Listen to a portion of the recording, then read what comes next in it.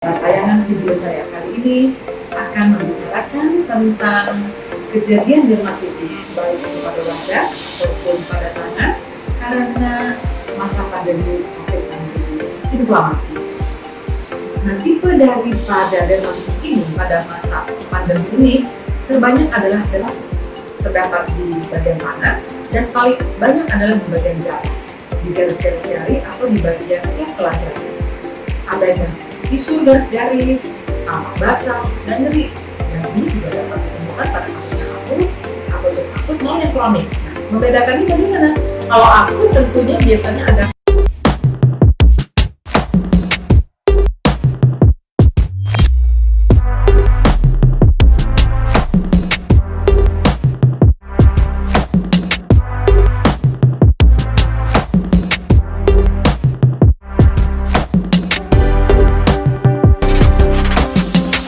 Assalamualaikum warahmatullahi wabarakatuh. Halo para beauty semua. Kita bertemu lagi di acara tayangan video saya kali ini akan membicarakan tentang kejadian dermatitis baik itu pada wajah ataupun pada tangan karena masa pandemi COVID-19 ini. Jadi saya akan membicarakan dulu yang awal, yaitu bagaimana kejadian dermatitis di masa pandemi ini. Kita ketahui bahwa dermatitis itu adalah suatu peradangan pada kulit, tentunya ditandai dengan adanya rasa gatal dan penyataan. Kita harus tahu, pada kulit yang normal itu terjadi suatu proses adanya lapisan barrier kulit yang masih utuh dan juga ada cairan yang tertahan di epitel kulit sehingga epitel itu akan tampak lebih erat ikatannya. Sehingga apapun yang masuk seperti bahan-bahan alergen atau bahan-bahan yang mensensitisasi atau bahan yang misalnya toksik tentu akan tertahan. Tetapi pada kulit yang kering, yang crack, yang breakdown, yang pecah, tentunya ini akan terjadi suatu kelainan berupa ada sel epitel kulit yang menyusut sehingga cairan kulit pun tidak tertahan di situ sehingga dia akan terjadi penguapan yang berlebihan. Jadi terjadi suatu proses transepidermal water loss yang berlebihan dan ada celah di antara epitel kulit tersebut sehingga tentunya penetrasi yang sifatnya toksik, yang patogen atau yang iritatif seperti bahan alergen akan masuk ke dalam kulit tersebut, dan inilah akan menyebabkan suatu proses peradangan pada kulit atau disebut dengan inflamasi. Nah, tipe daripada dermatitis ini pada masa pandemi ini terbanyak adalah dermatitis pada tangan. Biasanya bisa berupa kontak atau bisa berupa alergi dermatitis. Dan masih ada tipe-tipe dermatitis yang lainnya seperti misalnya dermatitis seboroid pada orang yang sedang WFH di mana pola makan yang berlebihan, tentunya itu mempengaruhi dengan sebum pada wajah. Ataupun juga karena stres mengakibatkan suatu kelainan disebut dengan neurodermatitis. Tetapi yang saat ini terjadi yang paling banyak adalah dermatitis kontak akibat karena penggunaan cuci tangan yang berlebihan, di mana rata-rata setiap orang bercuci tangan lebih dari 10 kali dalam satu hari dengan menggunakan bahan adanya deterjen, adanya bahan surfaktan, disertai dengan bahan antiseptik yang sedikit sekali menggunakan pelembab atau moisturizer pada orang tersebut. Selain itu pun akan terjadi suatu proses kelainan di sekitar wajah, biasanya berupa merah dan gatal juga apabila karena menggunakan masker, di mana masker tersebut menyebabkan adanya oklusit yang menutup. Selain itu pun adanya stres, karena kita ketahui bahwa orang yang WFH walaupun nyaman bersama keluarga, tetapi pada saat dia banyak pekerjaan, tentu keluarga itu harus dibedakan dulu. Perlu waktu me time kita. Tetapi kalau sedang ada berkeluarga, tentunya me time itu tidak ada, sehingga timbul juga rasa stres dengan adanya ketidakpastian pada masa pandemi ini. Demikian pula pada orang yang WFH, tentunya pola makan pun berlebihan, banyak mengalami karbohidrat, mengonsumsi karbohidrat yang jenuh, lemak yang jenuh, tentunya akan berpengaruh juga pada proses pada keadaan kulit kita. Dan ada suatu evaluasi mengenai COVID-19 ini, di mana pada masa pandemi COVID-19 ini ternyata kelainan kulit yang terjadi yaitu hampir sebagian besar adalah penyakit yang kelompok dermatitis dibanding penyakit kelompok-kelompok yang lainnya seperti psoriasis, seperti akne. Ternyata dermatitis adalah mengalami kelompok yang paling banyak pada masa pandemi ini. Dan tentu kalau kita ketahui ada dermatitis kontak tadi pada tangan khususnya, tentu ini paling terbanyak adalah petugas kesehatan dan juga populasi umum yang selalu menggunakan atau melakukan pencucian tangan yang lebih dari 10 kali sehari ya, dan sangat sedikit menggunakan moisturizer. Dan ini kejadiannya bisa berupa alergi, bisa berupa kontak, tergantung daripada orangnya. Dan menurut estimasi di dunia ini, hasil penelitian dari negara Cina bahwa rata-rata 66,1% petugas kesehatannya adalah yang paling utama menderita penyakit kontak dermatitis pada tangannya, yaitu rata-rata dia mencuci tangan 10 kali sehari tanpa moisturizer-nya sedikit, hanya menggunakan kurang lebih 22,1% yang mengaplikasikan moisturizer pada kedua lengannya. Tentunya ini adalah suatu penyakit yang paling utama ditemukan pada petugas kesehatan. Dan ini pun pada dermatitis kontak akan dibedakan tadi antara iritan dan alergi. Dimana kalau pada iritan biasanya itu terjadi oleh karena ada penggunaan pada sarung tangan, yang penggunaan desinfektan atau penggunaan hand sanitizer, dan juga sabun yang banyak mengandung deterjen. Tentu ini pun dapat dipengaruhi oleh konsentrasi daripada bahan-bahan tersebut, lamanya, dan seringnya berkontak dengan bahan-bahan tersebut. Tentu ini akan meningkatkan suatu kejadian, suatu proses dermatitis kontak iritan. Berbeda dengan dermatitis kontak alergi. Kalau kontak alergi biasanya itu ada pada orang-orang yang mempunyai reaksi hipersensitivitas. Jadi dia memang sudah sensitif terhadap bahan tertentu. Jadi pada alergi tidak semua orang terjadi. Dan pada kontak iritan ini merupakan suatu kumpulan kombinasi antara bahan kimia tadi dan bahan fisik, ya, misalnya alat sarung tangan, kemudian dia menggunakan cuci tangan yang menggunakan deterjen, tentunya akan merusak daripada keratinosit yang di kulit. Kita ketahui bahwa di kulit itu ada namanya keratinosit. Nah, ini keratinosit ini akan nanti mengeluarkan suatu namanya pro-inflamatori. Pro-inflamatori inilah yang akan menyebabkan suatu proses inflamasi pada kulit. Dan tandanya kalau terjadi pada kontak dari tanda-tandanya, kelainannya, yaitu bisa ditemukan adanya suatu kelainan kemerahan, tentunya terdapat di bagian tangan, dan paling banyak adalah di bagian jari, di garis-garis jari atau di bagian sela-sela jari. Adanya fisur garis-garis, tampak basal, dan nyeri. Dan ini juga dapat ditemukan pada kasus yang akut atau subakut maupun yang kronik. Nah, membedakannya dari mana? Kalau akut tentunya biasanya ada bentuk bruntus yang cair, kita sebut dengan vesikal. Itu yang bentuk akut. Jadi ada eritem, ada bengkak, ada bulbus cairan berisi dengan vesikal. Kalau yang subakut biasanya dia ada nampak kusta. Jadi di mana mulai pecah, bulbus tersebut mengeluarkan cairan dan mengeris dengan kusta dan terjadi oskoma. Kemudian kalau pada kasus yang kronik itu biasanya terjadi penebalan pada kulit identifikasi. Kapan disebut akut, kapan disebut kronik? Akut itu kurang dari 6 minggu, kronik adalah lebih dari 6 minggu. Dan ini semua tentu disebabkan oleh bahan-bahan yang menyebabkan keadaan iritasi. Apa saja? Sabun, cair ataupun sabun datang yang mana mengandung deterjen yang cukup kuat, disertai dengan penggunaan antiseptik dan juga menggunakan alkohol. Nah, menggunakan hand sanitizer. Tentu ini semua mengakibatkan suatu proses iritasi. Nah, apabila ini terjadi, tentu ini akan menyebabkan bertambah keringnya kulit, sehingga ini akan merusak daripada barrier yang ada di tubuh kita. Nah, untuk yang kontak alergi, kalau yang kontak alergi tentunya ini bukan hanya bahan saja, tetapi ini memang terjadi pada orang yang sudah mengalami sensitasi pada bahan-bahan alergi tertentu. Dan ini akan menyebabkan suatu proses yang namanya hipersensitivitas tipe 4, yaitu ada tipe seluler. Tentunya ini pada keadaan yang berulang, dia akan menimbulkan lagi kasus lagi untuk terjadinya inflamasi pada kulit.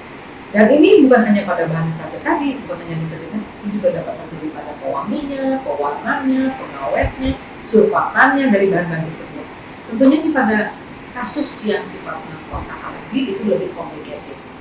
Dan menurut suatu asosiasi American Dermatitis dikatakan bahwa untuk mengurangi keadaan tersebut kita harus memperhatikan, pertama, kita harus mencuci tangan dengan air yang hangat atau suam-suam kuku, karena kalau air temperaturnya lebih dari 40 derajat tentunya ini akan mengakibatkan lebih kering lagi kulitnya, sehingga lebih crack lagi, lebih akan pecah-pecah lagi. Ini akan meningkatkan kasus peradangan pada kulitnya. Dan selain itu pun menggunakan sabunnya kita pilih dan menggunakan deterjennya, dan sebaiknya pada sabun yang cair itu lebih ringan dibanding menggunakan sabun yang batang. Dan sekali seperti itu produktif kita mencuci tangan seperti yang WHO anjurkan. Dan tidak boleh terlalu banyak di scrub dan terlalu banyak digesek ke terlalu ketat. Hanya selembut saja kita lakukan. Dan tentunya kita harus memilih bahan-bahannya. Bagaimana pewanginya, bagaimana pewarnanya, bagaimana pengawetnya, dan bagaimana deterjen. Dan jangan lupa pilih sabun yang sudah moisturizer. Dan kalau kita mau menggunakan hand sanitizer atau antiseptik yang mengandung alkohol, batasi penggunaan alkoholnya. Sebaiknya yang 60%. Jangan melebihi daripada itu, karena kalau tidak akan menyebabkan suatu proses iritasi atau alergi pada tempat, akan menyebabkan seperti itu, peradangan pada kulitnya. Dan juga jangan lupa, apapun yang kita lakukan, mencuci tangan dengan sabun, menggunakan hand sanitizer, tetap kita harus menggunakan pelembab tersebut dengan moisturizer. Inilah penggunaan untuk moisturizer cara-cara yang paling tepat. Sebaiknya memang kalau ini lebih baik, kita lakukan setiap 3 atau 4 jam. Kita lakukan pelembaban pada tangan. Jadi setelah menggunakan misalnya menggunakan sarung tangan atau cuci tangan 3-4 jam kemudian kita olesi dengan moisturizer. Atau yang lebih baik lagi pada waktu malam hari sebelum tidur kita lakukan memberikan pelembab pada tangan kita, tentu jadi pilihan terbaik pelembabnya. Kemudian pelembab itu kita lakukan dengan menggunakan sarung tangan seperti dari eksklusif. Sarung tangan itu bisa bentuk kartu atau plastik tapi yang longgar, jangan terlalu ketat.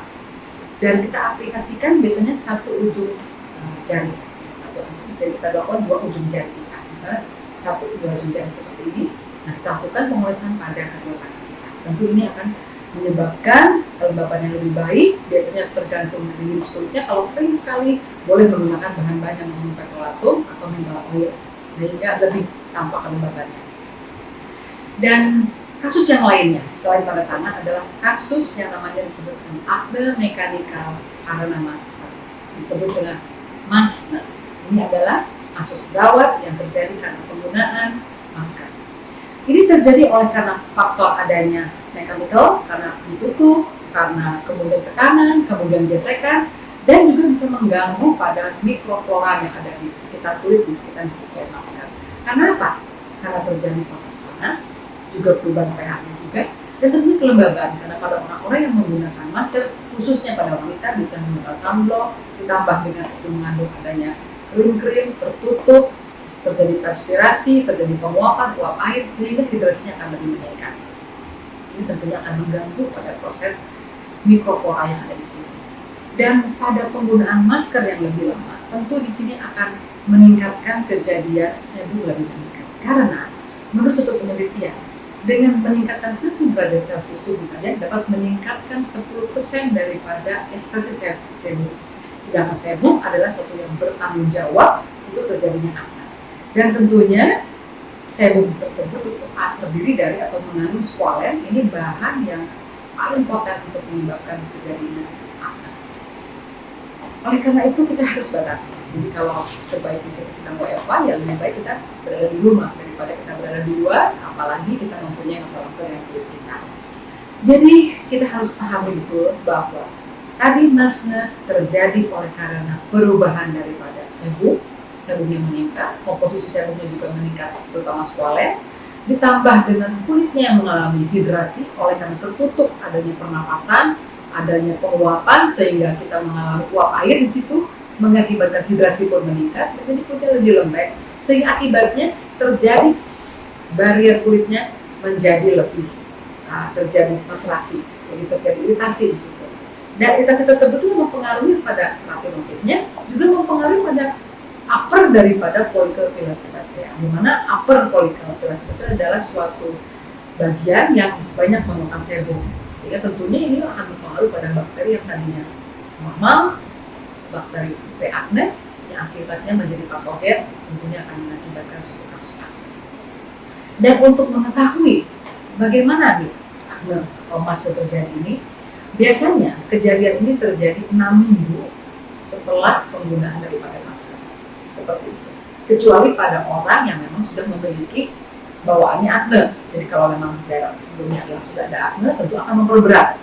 Tetapi kalau kulitnya terlihat normal oleh saja tanpa akne, apabila terus-menerus menggunakannya dalam waktu 6 minggu, biasanya dapat mengakibatkan seperti ini. Dan khasnya dia bentuknya adalah O, bentuknya O petal. Berbeda dimana kalau biasanya akne terjadinya pada daerah T-zone, pada lipis, pada dahi, maksudnya pada hidung dan bagian sekitar dagu, tapi pada yang masker tentunya O, petalnya O. Dan ini harus dibedakan, apakah ini memang karena kejadian dermatitis ataupun karena penyakit-penyakit yang lainnya.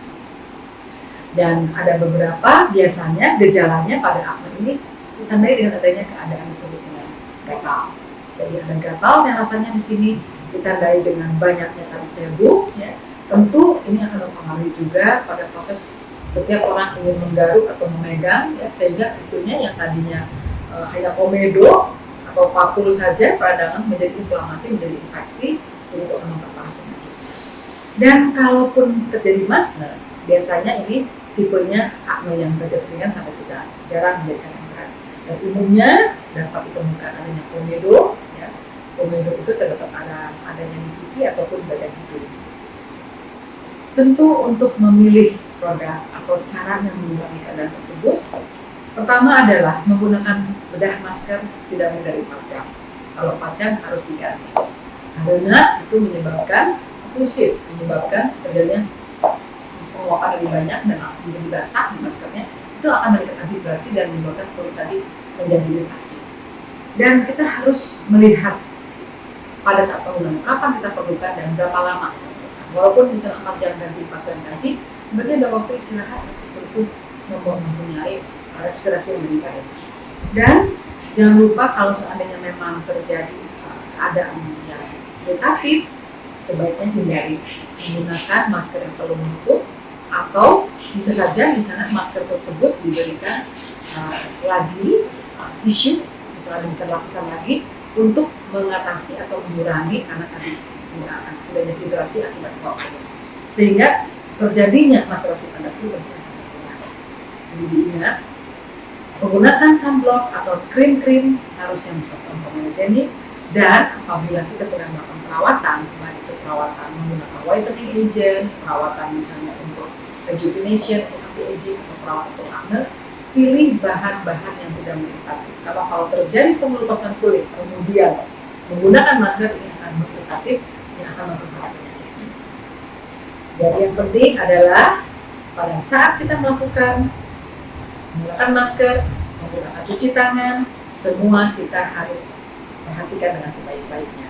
Dan juga satu lagi yang terakhir, selain pola makan kita harus atur dengan baik, juga jangan stres. Jadi kita harus kendalikan, setiap orang pasti akan mempunyai stres, kita harus mengendalikan stres kita, memperbaiki mental health kita. Karena apa? Dengan stres itu akan mempengaruhi pada hipotalamus hipofisis aksis, karena itu akan mengeluarkan beberapa inflamatori atau sifatnya akan sel-sel radang yang akan merangsang sitokin, yang kemudian juga ada beberapa hormon yang mempengaruhinya, yang akan mempengaruhi pada pemudaan dilatasi, akan mempengaruhi juga pada kondisi meningkat, sehingga stres itu akan memperbaiki.